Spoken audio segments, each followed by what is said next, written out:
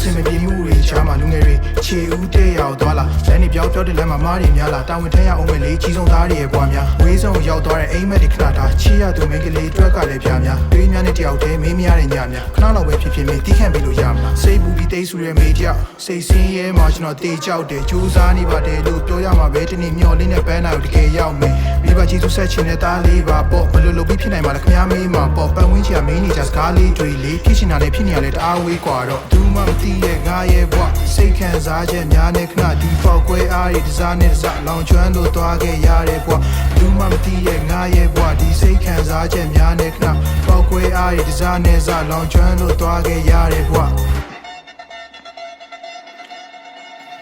ဆောက်ရမ်းပင်မန်းလာတဲ့ချိန်တွေကိုကြော်လွန်ပြီးရဲ့နောက်မှာဘာရှိမလဲငါဒုက္ခတွေမင်းမသိသလို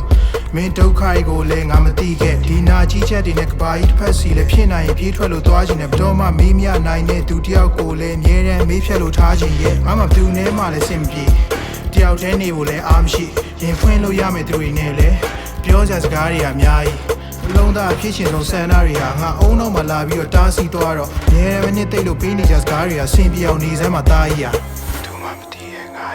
ဒီစိတ်ခံစားချက်များနဲ့ကနပောက်ကွဲအားရစားနဲ့စားလောင်ကျွမ်းတော့သွားခဲ့ရတဲ့ဘွားသူမတည်ရဲ့ငါရဲ့ဘွားဒီစိတ်ခံစားချက်များနဲ့ကနပောက်ကွဲအားရစားနဲ့စားလောင်ကျွမ်းတော့သွားခဲ့ရတဲ့ဘွားသူမတည်ရဲ့ငါရဲ့ဘွားဒီစိတ်ခံစားချက်များနဲ့ကနသူမတည်ရဲ့ငါရဲ့ဘွားစိတ်ခံစားချက်များနဲ့ကနဒီပောက်ကွဲအားရစားနဲ့စားလောင်ကျွမ်းလို့သွားခဲ့ရတဲ့ဘွားသူမတည်ရဲ့ငါရဲ့ဘွားစိတ်ခံစားချက်များနဲ့ကနဒီပောက်ကွဲအားရစားနဲ့စားလောင်ကျွမ်းလို့သွားခဲ့ရတဲ့ဘွားသူမမတည်တဲ့ငါရဲ့ဘွားစိတ်ခံစားချက်များနဲ့ခဏဒီပေါက်ကွဲအားရတစားနဲ့စားလောင်ကျွမ်းလို့သွားခဲ့ရတဲ့ဘွားသူမမတည်တဲ့ငါရဲ့ဘွားဒီစိတ်ခံစားချက်များနဲ့ခဏပေါက်ကွဲအားရတစားနဲ့စားလောင်ကျွမ်းလို့သွားခဲ့ရတဲ့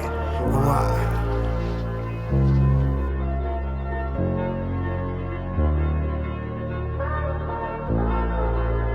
ပြေချလို့သွားခဲ့